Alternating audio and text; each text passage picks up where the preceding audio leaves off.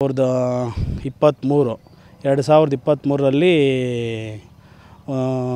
ದ್ರಾಕ್ಷಿ ಮಾಡ್ತೀವಿ ಸರ್. 1.5 ವರ್ಷ, ಸ್ವಲ್ಪ ಹೆಚ್ಚು ಕಮ್ಮಿ 1.5 ವರ್ಷ ಆಗುತ್ತೆ ಸರ್. ಇದು ಒಂದು 800 ಗಿಡ, 2.5 ಎಕರೆಯಲ್ಲೂ ದ್ರಾಕ್ಷಿ ಬೆಳೆದಿದ್ದೀವಿ. 2.5 ಎಕರೆಯಲ್ಲೂ ದ್ರಾಕ್ಷಿ ಬೆಳೆದು ಚಿಕ್ಕ ಗಿಡದಿಂದ ದೊಡ್ಡ ಗಿಡ ಮಾಡಿ ಈಗ 1.5 ವರ್ಷ ಆಗಿದೆ ಸರ್. ಈಗ ಕ್ರಾಪ್ ಕಟ್ಟಿಂಗ್ ಬಂದಿದೆ, ಈಗ ಕ್ರಾಪ್ ಮಾಡಬೇಕು.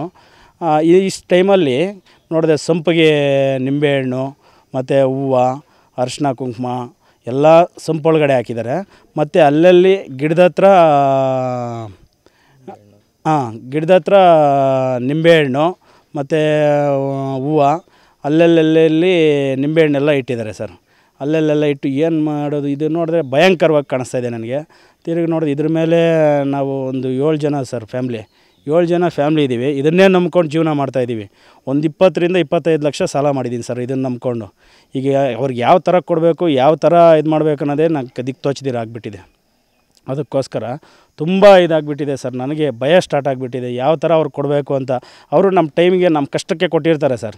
ಅವ್ರು ಕೊಟ್ಟಾಗ ಅವ್ರಿಗೆ ವಾಪಸ್ ಈ ಬೆಳೆ ಬರುತ್ತೆ, ಬಂದಾಗ ಏನೋ ಒಂದು ಮಾಡೋಣ ಅಂತ ಹೇಳ್ಬಿಟ್ಟು ಇದು ಮಾಡಿದ್ರೆ ಈ ಥರ ಆಗಿಬಿಟ್ಟಿದೆ. 2 ಗಿಡ ಹೋಗ್ಬಿಟ್ಟಿದೆ, 2 ಗಿಡ ಹೋಗ್ಬಿಟ್ಟು ಎಲ್ಲ ಒಣಗಿಬಿಟ್ಟಿದೆ ಸರ್. ಎಲ್ಲ ಒಣಗಿಬಿಟ್ಟು ಕಾಯೆಲ್ಲ ಒಂದು ಸ್ವಲ್ಪ ಇದಾಗಿಬಿಟ್ಟಿದೆ, ಎಲ್ಲ ಫುಲ್ಲು ಡ್ರೈ ಆಗಿಬಿಟ್ಟಿದೆ ಸರ್. 2 ಗಿಡ, 800 ಗಿಡ ಹಾಕಿದ್ದೀನಿ. 800 ಗಿಡದಲ್ಲಿ 2 ಗಿಡ ಹೋಗ್ಬಿಟ್ಟಿದೆ ಸರ್. ಅದಕ್ಕೆ ಏನು ಮಾಡಬೇಕು ಅನ್ನೋದೇ ಗೊತ್ತಾಗ್ತಾಯಿಲ್ಲ. ಕಂಪ್ಲೇಂಟು ಕೊಟ್ಟಿದ್ದೀನಿ. ಮುನ್ರೆಡ್ಡಿ ಅನ್ನೋರ ಮೇಲೆ ನನಗೆ ಅನುಮಾನ ಇದೆ ಸರ್. ಅವ್ರ ಮೇಲೆ ಅನುಮಾನ ಇದೆ. ಅವರು ಇಂಥ ಕೆಲಸಗಳು ತುಂಬ ಮಾಡ್ತಾರೆ ಸರ್. ಅವರು ಯಾವ ಥರ ಏನಕ್ಕೋಸ್ಕರ ಮಾಡಿದಾರೋ ಗೊತ್ತಾಗ್ತಾಯಿಲ್ಲ. ನಮ್ಮ ತೋಟಕ್ಕೆ ಮಾಡಿದಾರೋ, ನಮಗೆ ಮಾಡಿದಾರೋ, ಅಥವಾ ಸಂಪಿಗೆ ಮಾಡಿದಾರೋ, ನೀರು ಕೂಡ ಆಗಬಾರ್ದು ಅಂತ ಎಷ್ಟು ಇದು ಮಾಡಿದ್ದಾರೆ ಅಂದರೆ, ನೀರು ಕೂಡ ನಿಂತೋಗ್ಬೇಕು ಅನ್ನೋ ರೀತಿಯಲ್ಲಿ ಮಾಡಿದ್ದಾರೆ ಸರ್.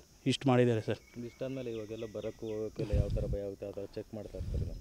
ಅದು ಚೆಕ್ ಮಾಡಿದ್ರೆ ನನಗೆ ಬರೋದಕ್ಕೆ ಹೋಗೋದಕ್ಕೆ ಭಯ ಆಗ್ತಾಯಿದೆ ಸರ್. ಯಾವ ಥರ ಇದು ಮಾಡಬೇಕನ್ನೋ ತೋಟದ ಹತ್ರ ಬರೋದಕ್ಕೆ ಭಯ ಆಗ್ತಾಯಿದೆ ಸರ್.